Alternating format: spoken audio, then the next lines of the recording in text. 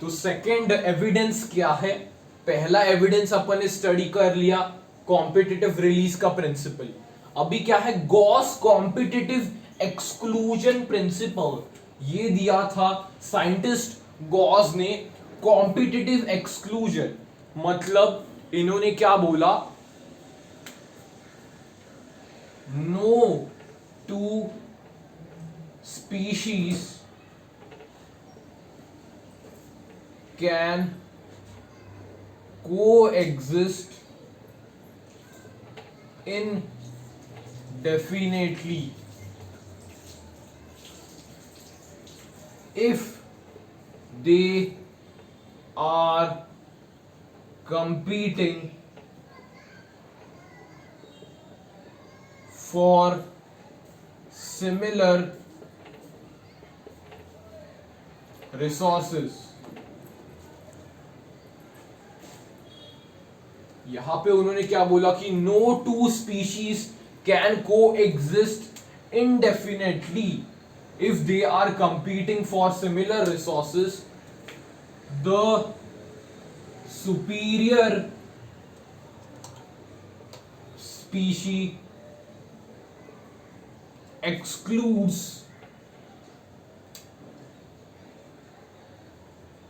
the inferior one।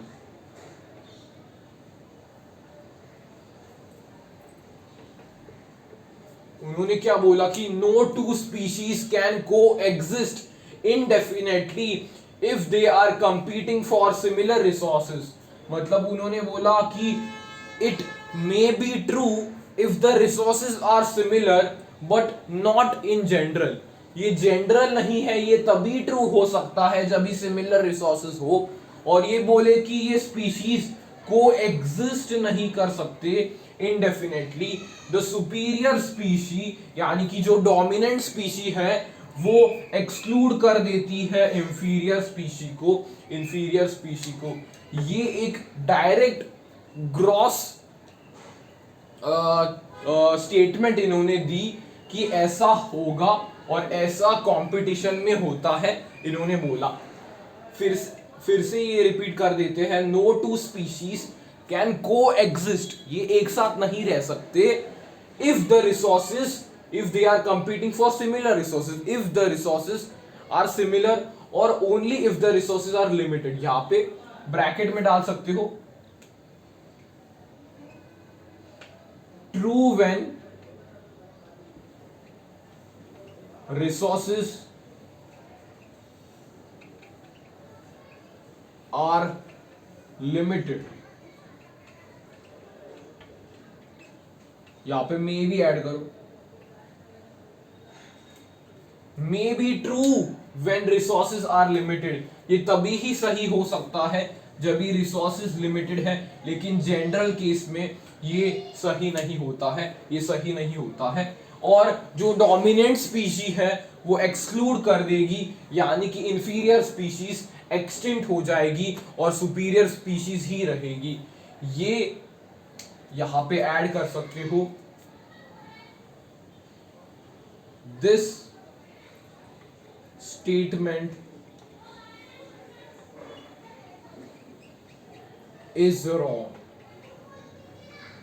देखा अपन ने nature में ऐसा नहीं होता है, ऐसा नहीं होता है। लेकिन सर अपन पढ़ रहे क्यों है अगर ये स्टेटमेंट गलत है? क्योंकि ये प्रिंसिपल दिया था गॉस साइंटिस्ट ने, तो अपने को उनके दिमाग से भी सोचना पड़ेगा। क्या उन्होंने दिया कि दो स्पीशीज एक साथ नहीं रह सकते if they are competing for similar resources, the superior species excludes the inferior one. मतलब जो सुपीरियर स्पीशी है वो इंफीरियर स्पीशी को एक्सक्लूड कर देती है। ये कभी ट्रू हो सकता है जब भी रिसोर्सेज लिमिटेड है। This can only be true when the resources are limited but not in general, but not in general. अपन ने बोला कि ये स्टेटमेंट गलत है, ऐसा नेचर में नहीं होता है, ऐसा नेचर में नहीं होता है। ये नोट कर सकते हो, गॉस कॉम्पिटिटिव एक्सक्लूजन का प्रिंसिपल ये नोट कर सकते हो। ठीक है सर। आगे फिर मैक आर्थर साहब आए, वो बोले कि जो गॉस सर बोल रहे हैं वो गलत है। नेचर में क्या होता है नेचर में एक फिनोमिना होता है, उस फिनोमिना को अपन पढ़ते हैं। नेचर में एक फिनोमिना होता है, थर्ड हेडिंग डाल दो, रिसोर्स पार्टीशनिंग।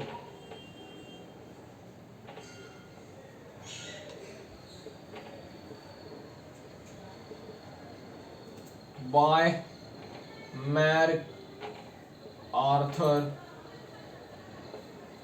इन्होंने बोला कि ये जो स्पीशीज है, सिमिलर स्पीशीज है,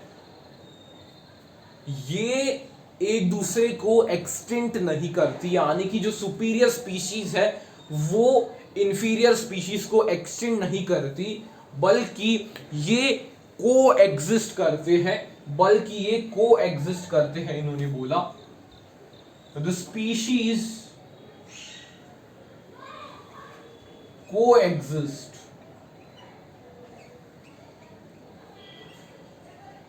ये बोलते हैं द स्पीशीज को एग्जिस्ट, और इन्होंने दिया रिसोर्स पार्टीशनिंग। रिसोर्स पार्टीशनिंग मतलब ये अपने रिसोर्सेस को पार्टीशन कर देते हैं, ये एक रिसोर्सेस को अपने पार्टीशन कर देते हैं। ये एक ट्री था, इन्होंने ऑब्जर्व किया, ये एक ट्री है,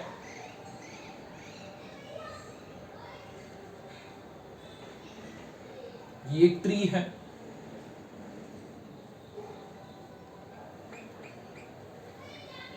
तो यहां पे उन्होंने वार्बलर्स के स्पीशीज देखे, 5 स्पीशीज ऑफ वार्बलर्स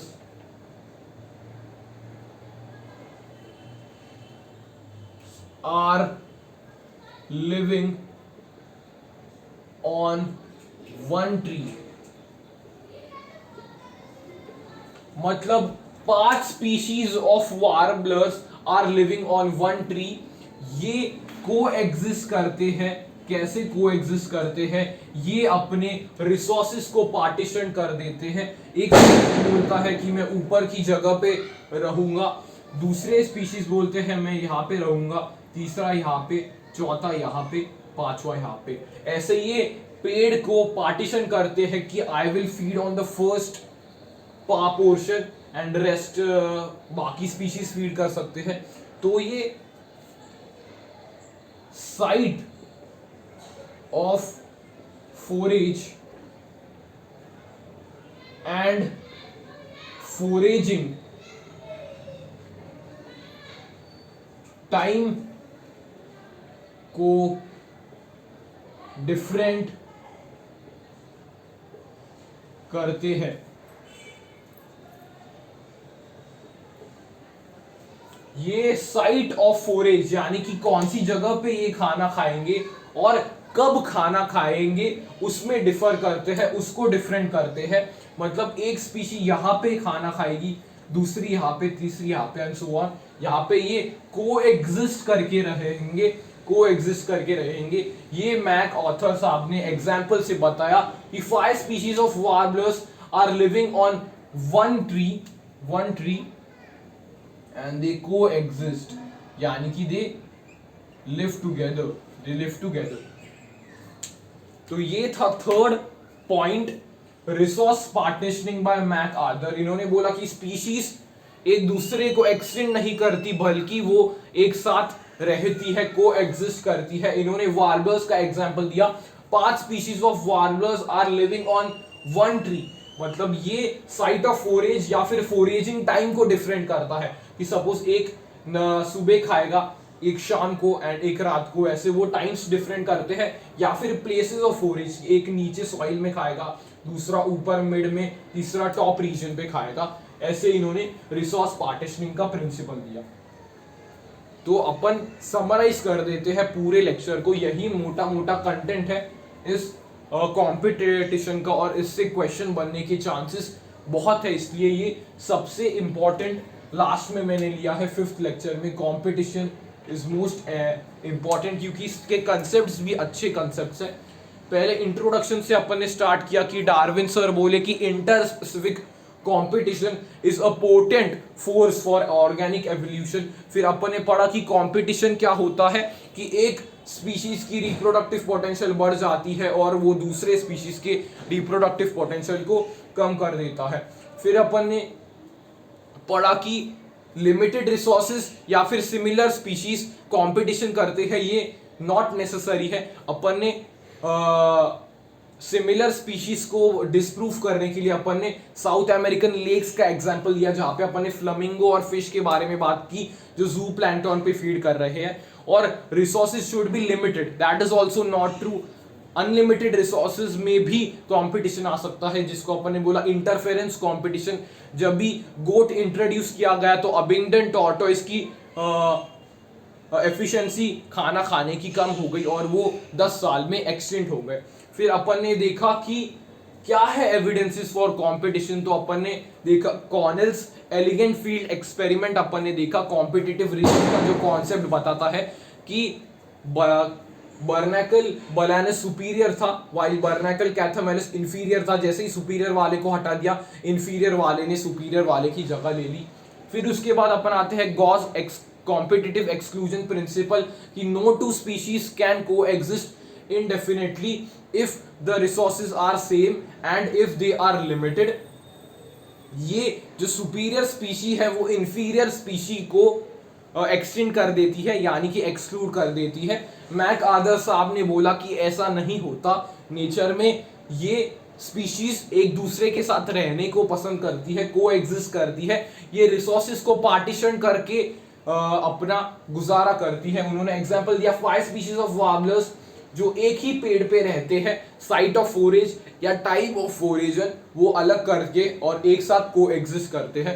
तो ये था आज का लेक्चर कंपटीशन पे। तो 5 लेक्चर्स में अपन ने ये टॉपिक कवर किया, पॉपुलेशन इंटरैक्शंस पे। सारे लेक्चर्स की मैं डिस्क्रिप्शन बॉक्स में लिंक डाल दूंगा। पहले में अपन ने क्या पढ़ा सर? पहले में अपन ने इंट्रोडक्टरी पार्ट पढ़ा and we did predation. Next lecture में अपन ने क्या पढ़ा? नेक्स्ट लेक्चर में अपन ने कमेंसलिज्म एंड अमेंसलिज्म दोनों को एक साथ केटर किया, छोटा टॉपिक था। उसके नेक्स्ट लेक्चर में अपन ने क्या पढ़ा? म्यूचुअलिज्म पढ़ा उसके नेक्स्ट लेक्चर में। 4th लेक्चर में अपन ने क्या पढ़ा? Parasitism. And this the important topic competition we took in the last lecture, और ये थोड़ा बड़ा भी लेक्चर था और इंपॉर्टेंट लेक्चर था। तो इस पॉपुलेशन इंटरैक्शन को मैं प्लेलिस्ट के फॉर्म में डाल दूंगा ताकि यहां से ही क्वेश्चन बनने के चांसेस है। इकोलॉजी का ये सबसे फेवरेट यूनिट है for the board exam and for NEET also. तो बताना मुझे कैसे था वीडियो, तब तक के लिए ओके बाय।